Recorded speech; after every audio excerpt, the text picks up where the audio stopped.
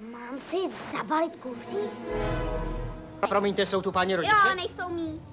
Tracy, objednala jsi tu pizzu? Objednali vás. Promiňte, slečno, jsou tu vaši páni rodiče? Já mám rodiče v Paříži, je mi líto. Poslyš, Ano? jsou doma vaši rodiče? Ano. Bydlejí tady? Ne. Ne. Proč by měli? Samý děti, bez rodičů. To je snad siročinec tenhle dům. Pozor, bomby! Děláš si srandu? Ty to chceš v noci vybrat? Jo. I když je tam ten kluk? Jo. Já bych řekl, že to není dobrý nápad, Harry. Tuhle ulici jsme si vybrali jen kvůli tomuhle domu. Ve chvíli, kdy jsem ho poprvé zahlídl, jsem si řekl, že ho udělám. Musíme jednat pomalu a obezřetně. Vyložíme zboží z auta, navaštíme se a kolem 9 tady budeme co vydup. 9 hodin. Už bude tma.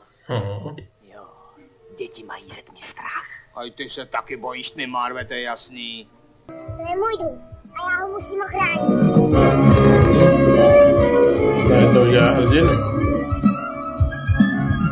Plán bitvy.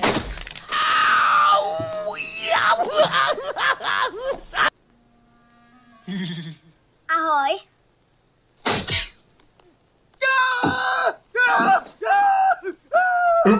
Dostal brokem do...